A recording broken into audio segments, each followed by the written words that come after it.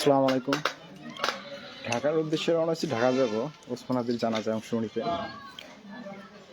অন্য একটা প্রাসঙ্গিক প্রসঙ্গে কথা বলার জন্য লাইভটা করা। কথাগুলো খুব সেনসিটিভ। 2000 সালে মুফতি হান্নান কোটালীপাড়া 76 কেজি ওজনের বোমা পুঁতছিল।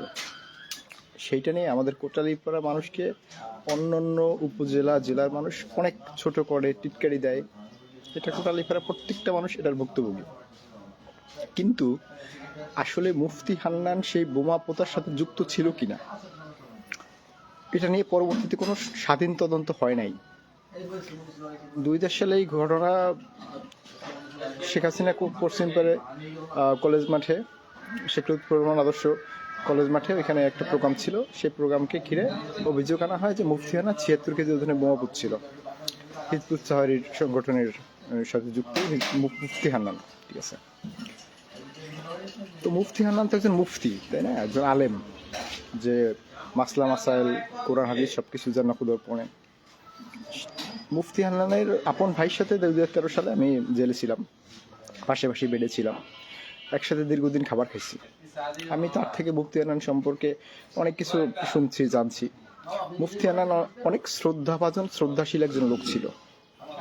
তো কেন তার সাথে এরকম হইল? শেখ হাসিনা তো ক্ষমতায় টিকে থাকা, ইন্ডিয়াকে খুশি করার একটা মাধ্যম ছিল যে আলেম সমাজকে জঙ্গি সাজানো, জঙ্গি তকমা দেওয়া, জঙ্গি তকমা থেকে মারা। এতে ইন্ডিয়া খুশি, বহির্বিশ্ব খুশি। ঠিক আছে, এটার বলি হয়েছিল মুফতি হান্নান। মুফতি ওই সময় আপনার ওই পরে 2010 সালে আপনার বিজনেস 24 একটা নিউজ করে। নিউজের একটু আমি পড়ে শোনাই আপনাদেরকে। গোপালগঞ্জ প্রধানমন্ত্রী শেখ হাসিনা জনসভাস্থলে পুঁতে রাখার সঙ্গে আওয়ামী লীগ নেতাকর্মীর জড়িত বলে অভিযোগ করেছেন মামলার আসামি হরকাতুল জিয়াদ নেতা মুফতি হান্নান। আওয়ামী লীগ নেতারা তার এই অভিযোগ অস্বীকার করে বলেছেন মামলাটি ভিন্ন খাতে প্রয়োজিত করতে মুফতি হান্নান মিথ্যাচার করেছেন। তো যাই হোক, আমি মুফতি হান্নানের বক্তব্যের উদ্ধৃতি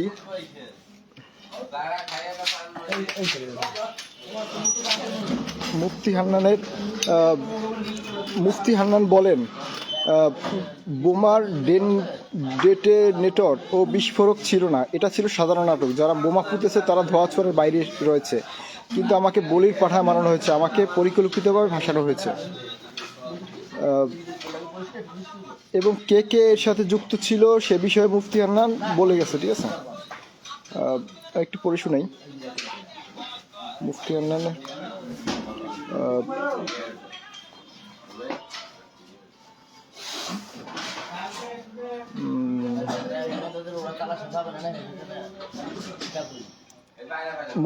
হাজিরা দেওয়ার পর আদালত প্রাঙ্গণে মামলার আসামি মুফতি হান্নান চিৎকার করে বলেন, আওয়ামী লীগের কেন্দ্রীয় ধর্ম বিষয়ক সম্পাদক শেখ মোহাম্মদ আবদুল্লাহ, গোপালগঞ্জ জেলা আওয়ামী লীগের যুগ্ম সাধারণ সম্পাদক মাহমুদ আলী খান, দলটির কোটালীপাড়া উপজেলা শাখার যুগ্ম সাধারণ সম্পাদক গোলাম কিবরিয়া দারিয়া, শেখ লুৎফর রহমান কলেজের ছাত্র সংসদের তখনকার সভাপতি ছাত্রলীগ নেতা ইসরাফিল সহ আওয়ামী লীগ ও ছাত্রলীগের নেতাকর্মী বোমাটি পুঁতেছিলেন। মুফতি হান্নানের স্টেটমেন্ট যখন তার ফাঁসির রায় ঘোষণা করা হয়তো, আদালত চিৎকার করে মুফতি হান্নান এই কথা বলছিল।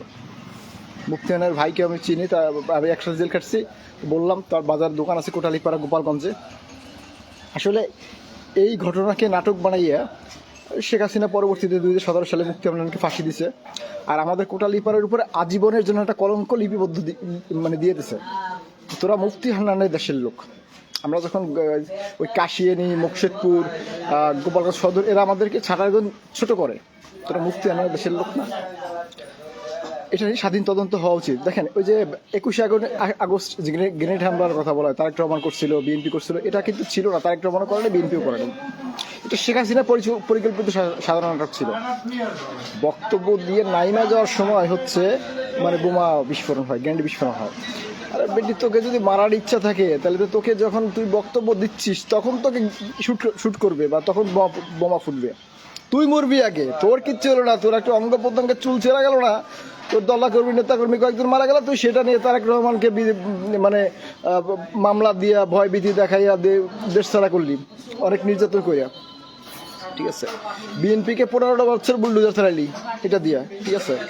তো শেখ হাসিনা এরকম ভাই ওর মতো মানে কি বলবো, ইতিহাসে কেউ আসে না, এর ভবিষ্যতে কেউ আসবে না ওর মতো ষড়যন্ত্রকারী খুনি, ঠিক আছে, যার কাছে নিজের দলের লোক পর্যন্ত সেভ না, নিজের দলের লোককে মারে ফেলাইছে সে 21 আগস্টের পুরো গ্র্যান্ড মহল্লার নাটক সাজাইয়া।